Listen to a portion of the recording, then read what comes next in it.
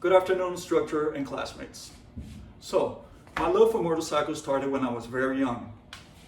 Yup, that's me back in the 80s.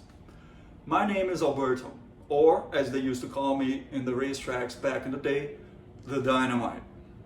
Today I will let you know how my passion for motorcycles shifted my priorities later in life. It's a long story, but bear with me, I'll make it short. I will tell you how life unforeseen circumstances can shift your perspectives and change your priorities in life itself. When the worst happens, it's important to move on, to have faith.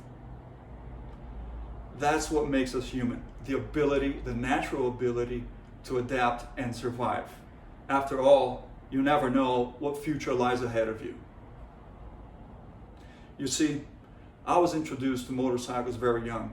My entire family rode motorcycles, including my best school buddy, whose father used to take us out in the weekends to ride motorcycles. He introduced us to racing motorcycles when we were 11 years old. I loved racing motorcycles, and pretty soon I became Brazil's first national ADCC champion at the time. Although after a few races, I ended up having a bad knee injury in one of them, and while I was injured, this friend of mine moved abroad, and I had no one else to take me to the races, and my family didn't offer me support, so that was the end of my career. It was a very brief but very successful career, and I missed it a lot.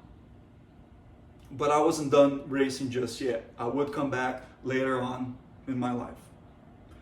And this is how I came back later.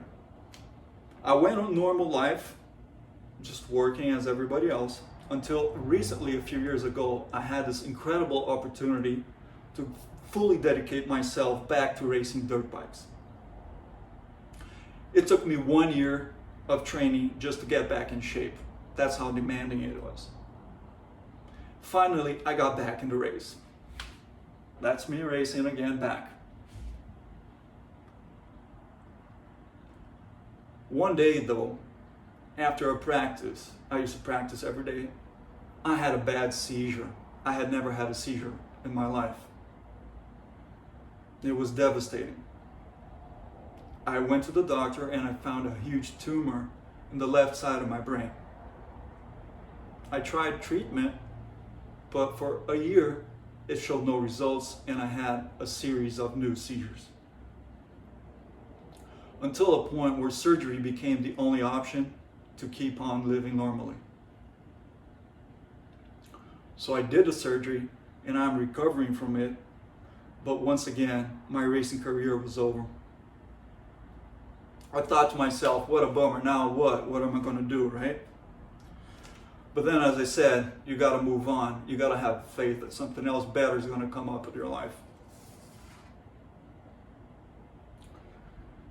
So I moved on with faith, and since dedicating myself to racing was a 24-hour job, I had enough time when I stopped doing it to think about a plan and that would make sense and keep me motivated, besides going back to the same old life I had before returning to racing.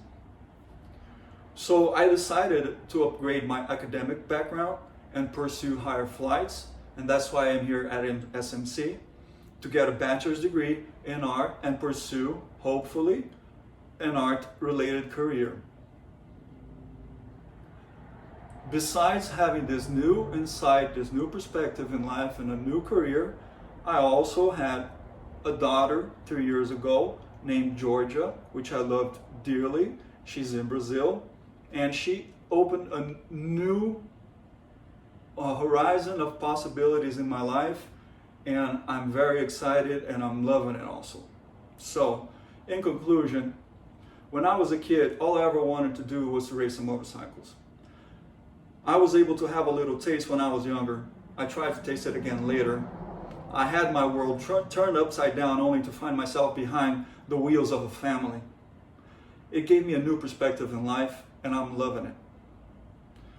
So, what I've learned is that you shouldn't be afraid to die, but instead you should be terrified of not living. when one thing is over, something else starts all over again. Because the end is just a new beginning. Thank you.